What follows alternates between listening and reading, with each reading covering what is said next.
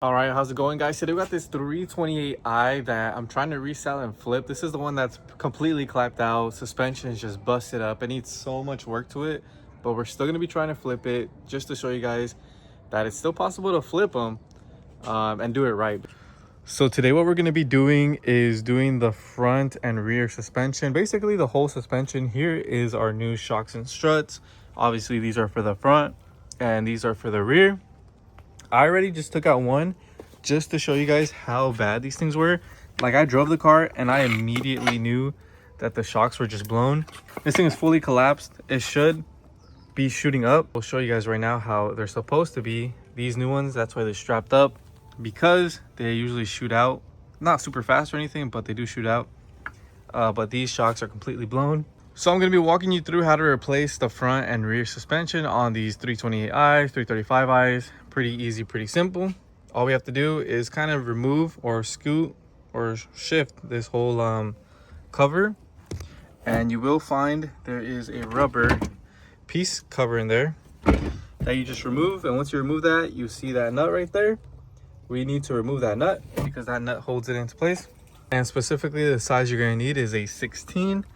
We're going to go ahead and put our 16 right here. Sockets on, put my little extension on there like that. And then I'm just going to impact it out using this impact. But you could probably use a ratchet. This is going to be a lot easier. You just zap it.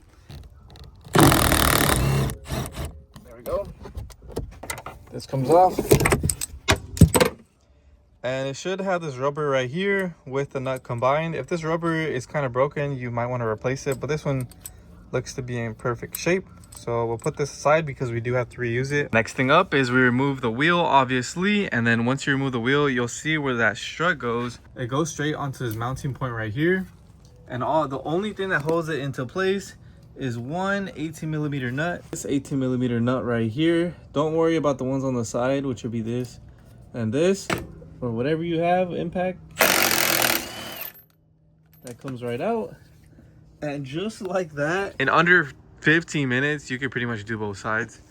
But all you have to do now is just kind of compress this, because it will be under tension usually, especially if you have decent struts, but these are pretty worn out. So I can just pull it down like so. I just pulled it down and we can see it's stuck down. Usually it would shoot back up, but we can see this thing just bottoms out and stays bottomed out. Now, depending how old your shocks are, they might be a little seized on this rubber. So just give them a little wiggle. Wiggle them out of there, break that bond it kind of has. You can see what I'm actually doing is kind of twisting it a little bit. Twist and pull. And all that grime and dirt is what's keeping it together. But eventually, it should come out like that. Now we can see the tip of it. It is pretty crusty.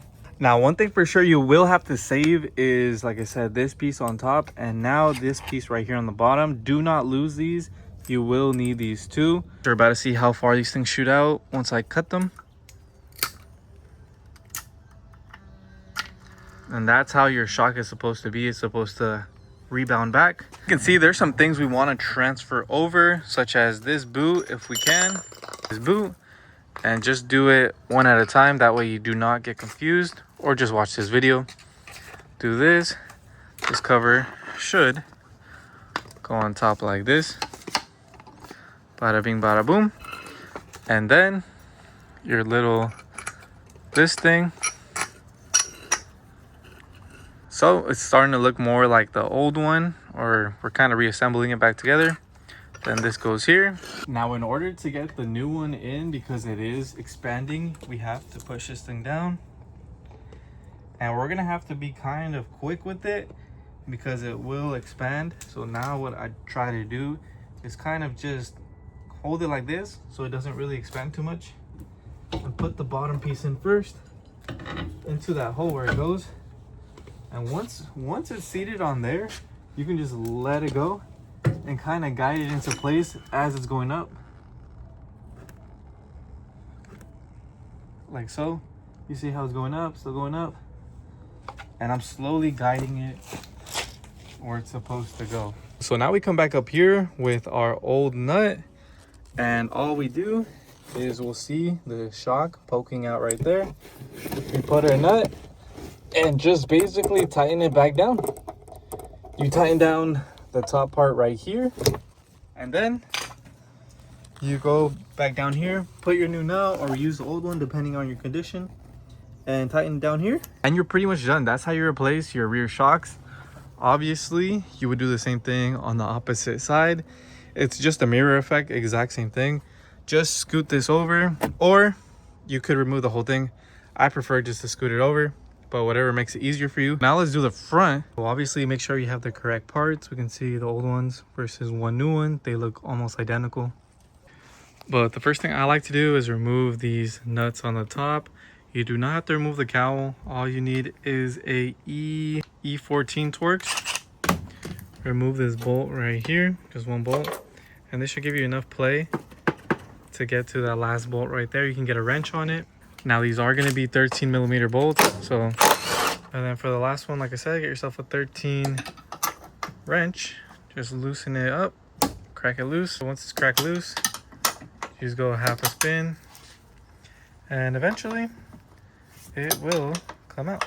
Oh yeah, quick tip is leave one of these on still. That way when you start loosening this up, it's not too hard, because if you leave this one last, all the tension is going to be on that last one, so it's going to be pretty hard to remove. So now that this is our last one, you can remove it, and you see the shock drops down. Now next thing we have to do is we have to loosen up this arm. Just loosen it, loosen up that bolt, and loosen up this bolt right here for the lower control arm. And obviously remove this, which will free up the clamp that it has on the strut, and then remove your sway bar and link. All these are going to be either 16s or 18s. Most BMWs are like that. All right, to remove the lower control arm, this is the setup I have. I have a ratchet connected right here with an 18mm socket. I just pulled this cover down and then just start cranking down on this. It is really tight. And then I have a 18 over here holding the bolt in place, and I just loosened it up a little bit, and we can see we have already dropped quite a bit, which is what we need. Sometimes you do have to loosen that one up as well, but majority of the strain is on this one. But I like to loosen up that one, which is the same thing. You just kind of fit your wrench in here, loosen it up a few turns. And the reason we want to do that is because we can drop this whole assembly down and then scoot this out right here. So once you loosen up the two control arms, all we want to do now is just drop it a little bit and drop this whole thing down. Let's see. There we go. There we go. And once we get here, we really got to push it down to not scratch up the paint. Oh. Give it one more little push. There we go. And it's out. As you guys saw, now it's ready to just pull out, but we do have to jam something in this like clamp, because right now it is in the clamp position even though we took out the bolt. So what I like to do is get like a pry bar that's a bit crooked like this and just hammer it in, and that should spread the clamp up a bit. You could do that with a regular screwdriver, but it has to be something kind of thick. That way it opens up the clamp. So let's put it on in there. There's the wedge in there. See if we can take it out. And there we go. That's it. Very simple, very easy. Now that is our new one. We want to lubricate this shaft up a little bit, so it should be good. Let's put this into the hole. I like to give it a few little taps to line it up. Now there is a left and right side, so just make sure that his ear for the sway bar end link matches your old one. And then to line it up, you have to put these little dowels straight down here to the point where this ear or tab, rubs right here where the original one was. So it bottomed out. We can see the ear is nice and flat on the knuckle. Now what we can do is basically push the thing down, get it back into place, and put it back together. Now what we're gonna do is basically the same way we took it out. We're gonna push it down and kind of shove it under here. Continue with the rest.